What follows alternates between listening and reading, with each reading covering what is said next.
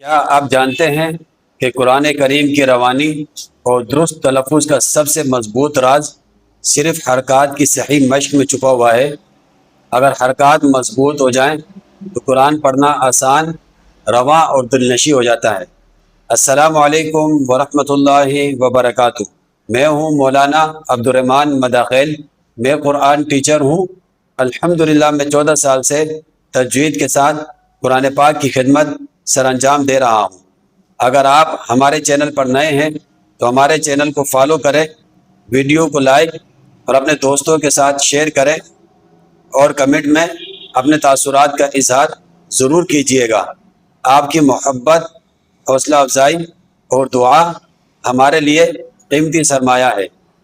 آج ہم حرکات کی مشق کا دوسرا سبق سیکھیں گے اور یہ نورانی قاعدے کے اہم ترین اسباق میں سے ہے۔ یہی وہ سبق ہے جس سے آپ کی زبان رواں ہوتی ہے، تلفظ بہتر ہوتا ہے اور ہر حرف کو صحیح حرکت کے ساتھ پڑھنے کی عادت بنتی ہے۔ اسی بنیاد پر آگے چل کر قرآن کریم کی تلاوت زیادہ پر اعتماد اور درست ہو جاتی ہے۔ اس لیے اس سبق کو جلدی میں ہرگز نہ دیکھیں، پوری توجہ کے ساتھ سنیں، ہر حرکت کو غور سے سمجھیں اور بار بار مشق کریں۔ یاد رکھیں، ادائیگی صرف زیادہ پڑھنے سے درست نہیں ہوتی بلکہ صحیح طریقے سے مشق کرنے سے ہوتی ہے۔ آج کی چند منٹ کی یہ مشق انشاءاللہ آپ کی تلاوت کو پہلے سے زیادہ صاف، رواں اور خوبصورت بنانے میں اہم کردار ادا کرے گی۔ اعوذ باللہ من الشیطان الرجیم، بسم اللہ الرحمن الرحیم۔ جیم الف زبر جا، حمزہ زبر آ، جا وقفاً جا، اور مد کے ساتھ بھی اس کے ہجے اس طرح کریں گے۔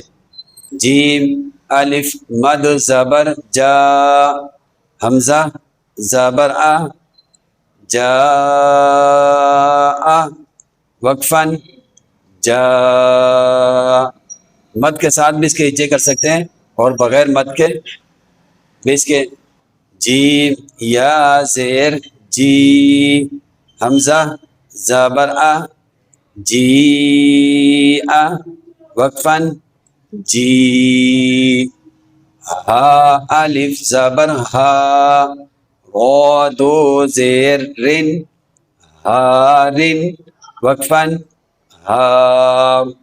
نون الف زبر نا، غو دو زبر ون، نارن وقفاً نارو۔ خو یا زبر خی، رو دو پیش رن، خیرن وقفاً خیر۔ دال الف زبر دا، واو الٹا پیش بو، دا بو، دال پیش دو، دا بودو وقفاً داود۔ صدق اللہ العظیم۔ ہمارے سبق کا آج یہاں پر اختتام ہوا۔ کل انشاءاللہ اگلے نئے سبق کے ساتھ پھر ملاقات کریں گے۔ تب تک اپنے دوست اور اپنے بھائی کو اجازت دیجیے۔ السلام علیکم ورحمۃ اللہ وبرکاتہ۔